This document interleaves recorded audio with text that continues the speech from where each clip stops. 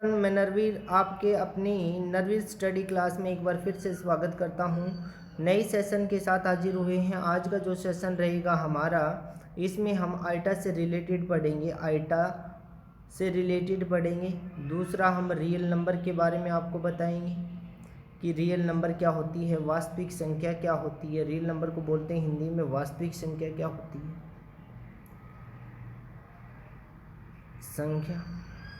और तीसरा जो पढ़ाएंगे आपको इमेजिनरी नंबर के बारे में, इमेजिनरी नंबर के बारे में पढ़ाएंगे।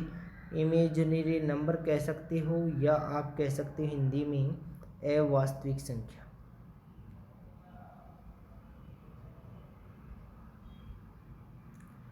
तो इन तीन चीज़ों में सबसे पहले हम स्टार्ट करते हैं रियल नंबर को। एक इक्वेशन के साथ स्टार्ट करते हैं। और इक्वेशन की बात की जाए तो इक्वेशन भी आपको क्वाड्रेटिक दी जाएगी। जैसे मान लो एक्स स्क्वायर माइनस में 1 इक्वल टू 0 दे रखा है और आप कहें कि इसकी मैक्सिमम पावर तो 2 है। बिल्कुल इसकी मैक्सिमम पावर 2 है, और जिसकी मैक्सिमम पावर 2 होती है, किसी वेरिएबल की मैक्सिमम पावर या डिग्री कह सकते हैं आप, वो 2 हो तो वो कौन सी इक्वेशन ली जाती है? वो क्वाड्रेटिक इक्वेशन बोली जाती है। क्वाड्रेटिक इक्वेशन बोली जाती है, या हिंदी में बोलते हैं इसको द्विघात समीकरण। और जहाँ द्विघात समीकरण ली जाती है उसके दो रूट्स लिए जाते हैं। कितने रूट लिए जाते हैं? 2 रूट्स। जिन स्टूडेंट्स को पता नहीं रूट्स क्या होता है, हिंदी में बोला जाता है मूल बोले जाते हैं। या आप डायरेक्ट ये कह सकते हैं एक्स के कितने मान लिए जाते हैं? 2 मान लिए जाएंगे। यानी एक्स की कितनी वैल्यू संभव है? यहाँ पर 2 वैल्यू संभव रहेंगी, 2 पॉसिबल वैल्यू होंगी एक्स की। तो आप बताएं कि आपको अगर इस प्रकार का क्वेश्चन दे रखा है तो आप ऐसे ही तो करेंगे कि x square minus 1 is equal to 0। तो मैं डायरेक्ट बताता हूँ आपको, x square is equal to, आप -1 को इधर लेके जाएंगे तो 1 कहेंगे। आप कहेंगे एक्स की वैल्यू, एक्स की जगह क्या रखा जाए कि 1 बन जाए उसका स्क्वायर करने पर, तो आप कहेंगे 1 का स्क्वायर भी 1 क्या होता है। और एक्स की जगह अगर -1 भी रख दूँ तो -1 का स्क्वायर भी क्या होता है? 1। इसका मतलब एक्स के कितने मान संभव हैं? 2 मान संभव है। एक एक्स का मान हो गया 1 और दूसरा एक्स का मान हो गया -1। आप 1 का स्क्वायर करेंगे तब भी 1 आना है। आप x की जगह -1 रख देंगे तो -1 का स्क्वायर करेंगे तो भी 1 आना है। क्योंकि किसी भी इवन नंबर की अगर पावर क्या है, इवन नंबर है, तो उस नेगेटिव वैल्यू क्या बन जाती है? हमेशा पॉजिटिव बन जाती है। अगली बात बढ़ते हैं कि इसको बेसिक तरीके से कैसे कर सकते हैं। कई स्टूडेंट सोच रहे होंगे कि एक्स स्क्वायर -1 आपने तो सर डायरेक्ट निकाल दिया, इसको वैसे सिंप्लीफाई करना चाहिए तो कैसे करेंगे? तो एक्स स्क्वायर -1 है, आप देखो कि ये ए स्क्वायर है और 1 को अगर स्क्वायर किया जाए तो 1 ही होता है। तो मैं इसको ए स्क्वायर माइनस बी स्क्वायर, आपको याद आया कि ए स्क्वायर माइनस बी स्क्वायर क्या लिख सकता हूँ मैं? ए प्लस बी और ए माइनस बी, ये फॉर्मूला होता है। इसका मतलब इसको x -1 भी लिख सकता हूँ और x +1 भी लिख सकता हूँ। इसका मतलब ये 0 के बराबर। इसका मतलब x -1 भी 0 है और x +1 भी 0 है। तो आप कहेंगे x इज इक्वल टू क्या लो? 1। और x इज इक्वल टू क्या लो? यहाँ से इधर लेके आएंगे तो -1। इसका मतलब x के कितने मान संभव हैं? 2 मान संभव है। अब ये बात क्यों बताई सर? ये बात इसलिए बताई मैंने क्योंकि अगर मान लो आपके पास 1 -1 ये 2 प्रेजेंट है, ये रियल नंबर होंगे। क्या होंगे? रियल नंबर होंगे, नंबर्स। यानी रियल को अभी बताया कि वास्तविक संख्या है, वास्तविक संख्या है। अब आपका क्वेश्चन होगा सर क्या 2 ही वास्तविक संख्याएं होती हैं? नहीं। अगर आप -∞ से शुरू करें और -1 तक पहुंचे तो ये क्या है? ये -∞ और -2 -3 -1, ये सारे के सारे क्या हैं? रियल नंबर है। आप क्या सर नेगेटिव वाले ही रियल नंबर है? नहीं, पॉजिटिव वाले भी रियल नंबर है। जैसे मान लो आप कहेंगे 1 2 3 4 कहाँ तक जाएगा? इन्फिनिटी तक। तो ये भी क्या प्रेजेंट है? ये भी रियल नंबर है। तो आप कहेंगे क्या सर जीरो रियल नंबर है? बिल्कुल, जीरो भी रियल नंबर के रूप में प्रेजेंट होता है। आगे बढ़ते हैं। तो रियल नंबर अगर मैं डिसाइड करूं तो जीरो, इधर माइनस इन्फिनिटी लूँ, यहाँ -1 हो, तो आप इधर से इधर बढ़ेंगे तो रियल नंबर है, रियल नंबर है ये भी। और जब आप 1 2 प्लस इन्फिनिटी जाएंगे तो भी रियल नंबर है, यानी वास्तविक संख्या है। तो समझ आ गया होगा वास्तविक संख्या क्या होती है। अब बात करते हैं वास्तविक संख्याओं की ज़रूरत क्यों पड़ती है। अब बताएं कि x square plus 1 is equal to 0 है आपके पास, तो आप कहेंगे सर एक्स स्क्वायर बराबर क्या होगा, 1 को इधर लेके जाओ -1। तो आप कहेंगे एक्स की जगह ऐसी वैल्यू पुट करो कि -1 के बराबर है। क्या 1 का स्क्वायर -1 होता है? नहीं, 1 का स्क्वायर तो 1 होता है, तो +1, तो 1 तो नहीं रख सकते। -1 रख ले, -1 का स्क्वायर +1 होता है, वो भी नहीं रख सकते। तो फिर क्या हो सकता है? आप कहेंगे कि √-1 का स्क्वायर किया जाए, यानी √-1 का अगर स्क्वायर लूँ मैं तो स्क्वायर से रूट कैंसिल होगा तब -1 आएगा। और अगर माइनस दो रूट हैं, भाई स्क्वायर है तो दो रूट मिलने चाहिए, तो -√-1 हो सकता है दूसरा। इसका मतलब जैसे उसमें +1 और -1 हो सकता था, इसमें √-1 और -√-1 हो सकता है। तो इसका मतलब -√-1 का होल स्क्वायर करेंगे तो माइनस नेगेटिव का स्क्वायर कितना होता है? पॉजिटिव, और √-1 का स्क्वायर करते हैं तो -1 आएगा। तो इसका मतलब वैल्यू सर दो हो गई, √-1 और -√-। सर ये तो कभी पढ़ा ही नहीं, ये होते हैं इमेजिनरी नंबर। जैसे मान लो फिर आपको दे रखा है कि √-1 दे रखा हो, तो ये आइटा के बराबर होता है। ये रियल नंबर क्या होता है? √-1 ये अवास्तविक संख्या है, यानी इमेजिनरी नंबर, अवास्तविक संख्या यानी इमेजिनरी नंबर है। सर बिल्कुल सही बात है कि ये इमेजिनरी नंबर है, अवास्तविक संख्या के रूप में प्रेजेंट है। तो इमेजिनरी नंबर क्या होते हैं? क्या इमेजिन नंबर √-1 है? नहीं, इमेजिन नंबर √-5 भी हो सकता है, √-6 भी हो सकता है, √-7 भी हो सकता है, √-8 भी हो सकता है। और ये नेगेटिव के रूप में जैसे मान लो आपके पास प्रेजेंट हो सकता है √-1 भी। तो इसका मतलब √-1 -√-1 -√-2 इस प्रकार से प्रेजेंट हो सकता है। फिर सर इसकी जगह क्या रखा जाता है? तो अगर कोई इमेजिनरी नंबर होता है तो उसमें हमेशा एक बात का ध्यान रखा जाता है कि इमेजिनरी नंबर होता है वो आइटा के रूप में लिखा जाता है, यानी √-1 का वैल्यू क्या होता है? आइटा लिखा जाता है, यानी आइटा इजिकल टू √-1 होता है। अगर मैं आइटा स्क्वायर की बात करूं तो आइटा मल्टीप्लाई आइटा होगा, तो आप कहेंगे आइटा की पावर 2 बनेगा। आप कहेंगे आइटा का मतलब तो √-1 होता है, तो इसका मतलब √-1 गुना √-1। इसका मतलब ये हुआ कि √-1 का क्या बन गया? ये स्क्वायर बन गया, और स्क्वायर से रूट कैंसिल तो -1। इसका मतलब आइटा की पावर 2 का वैल्यू आप कहीं भी दिख जाए तो -1 रखेंगे। तो सर आगे भी इसी प्रकार से बढ़ते रहेंगे, तो आगे भी ऐसे ही बढ़ेंगे कि आइटा क्यूब का वैल्यू क्या होगा? आइटा क्यूब का वैल्यू ये होगा। आइटा क्यूब इजिकल टू क्या होता है? आइटा स्क्वायर मल्टीप्लाई आइटा लिख सकता हूँ, क्योंकि बेस सेम है, पावर जुड़ जाएंगी। यहाँ एक पावर है, यहाँ दो पावर है, ये दो पावर है और यहाँ पर एक पावर है, तो 2 और 1 कितना हो गया? 3। अब भाई आइटा स्क्वायर का वैल्यू तो मैंने बताया था आपको, -1 होता है, और आइटा की पावर 1 का मतलब आइटा, इसका मतलब माइनस आइटा, और माइनस आइटा के रूप में लिख दिया। और आइटा की वैल्यू तो सर आपने ये बताया था, तो वो ऑप्शन पे डिपेंड करता है कि ये ऑप्शन में दे रखा है या ये ऑप्शन में दे रखा है। अब सर आइटा की पावर 3 तो ठीक है, आइटा की पावर 4 क्या होगी फिर? आइटा की पावर 4 भी बता देता हूँ मैं आपको।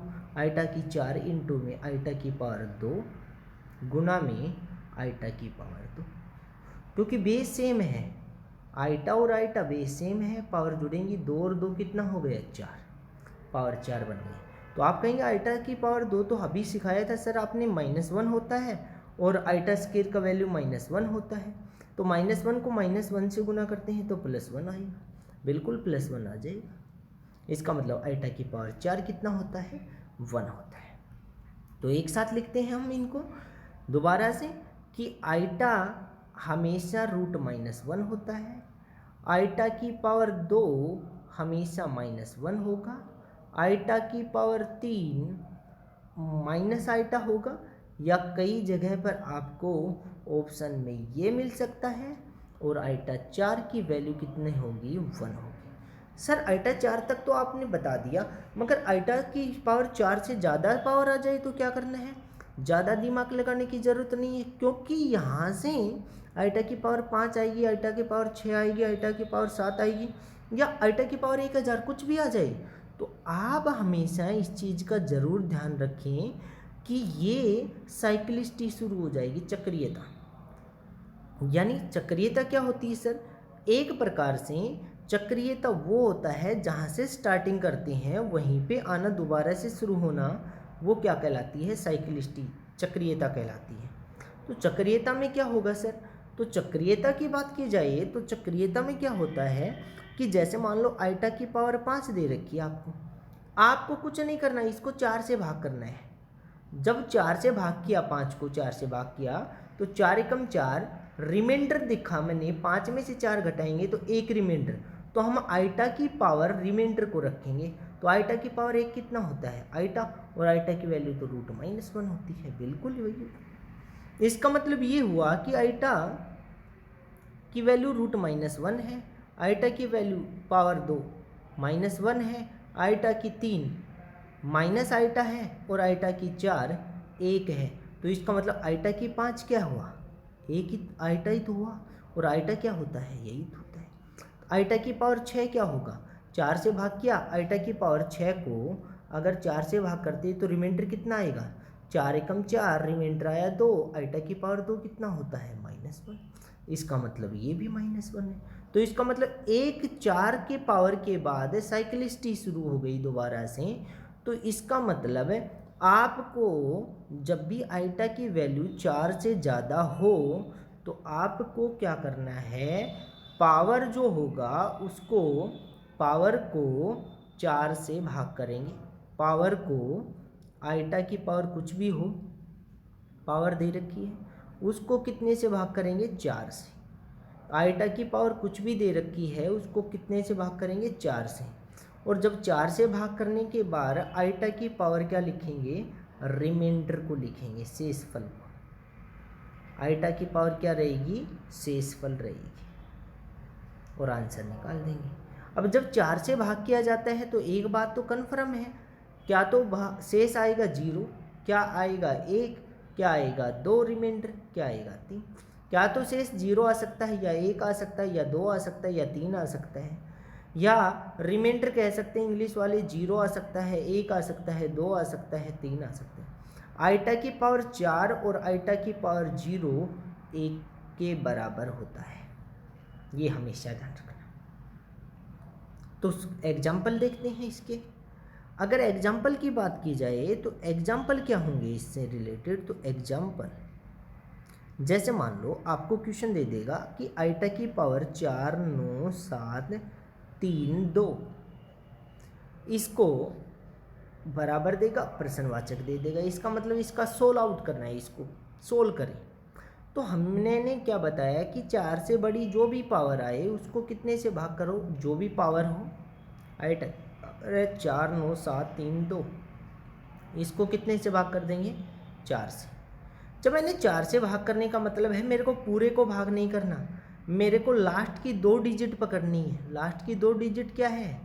से बना नंबर क्या बन गया? 32 और 32 को मैं 4 से भाग करूँगा, जो रिमाइंडर आएगा वो पूरी संख्या का ही रिमाइंडर आएगा, यानी 4 8 32 पूरा भाग गया, रिमाइंडर 0 बचा, तो आइटा की पावर 0 लिख लो, या आइटा की पावर 4 लिख लो, बात तो एक ही आंसर आना है। समझे कि नहीं? और एग्जाम्पल ले लेते हैं, एग्जाम्पल और देख लेते हैं। जैसे मान लो ऐसा मिल जाए आपको, आइटा की पावर 498734 इसमें वैल्यू पूछ ली जाए आपको, तो आप कहेंगे इसको पूरी पावर को कितने से भाग कर दो, 4 से भाग कर दो।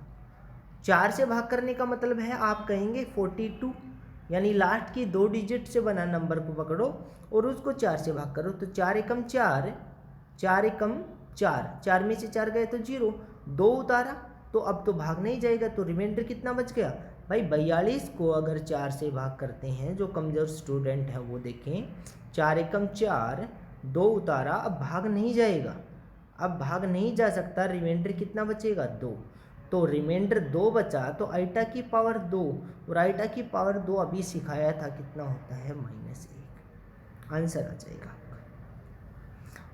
और एग्जाम्पल सर, तो आपके पास क्वेश्चन क्या पूछा गया, आपके पास क्वेश्चन कॉम्पिटिटिव एग्जाम में ऐसा बना, आइटा की पावर n, आइटा की पावर 101, आइटा की पावर 102, आइटा की पावर 103, आइटा की पावर 104 का मान ज्ञात करें, फाइंड आउट द वैल्यू। तो आपको करना कैसे है, ऐसे ही तो करना है। देखो पावर में अगर 1 से बढ़ रहा हो, हमेशा कितना भी दे रखा हो एक एक पावर बढ़ रहा हो, 101 के बाद 102, 102 के बाद 103, 103 के बाद 104, कंटिन्यू बढ़ रहा है, तो हमेशा इसका आंसर 0 मिलेगा। 0 क्यों मिलेगा सर, आपने तो ऐसी कोई कंडीशन बताई नहीं, आप तो हमें सोल्व करके दिखाओ। बिल्कुल सोल्व करके दिखा देते हैं।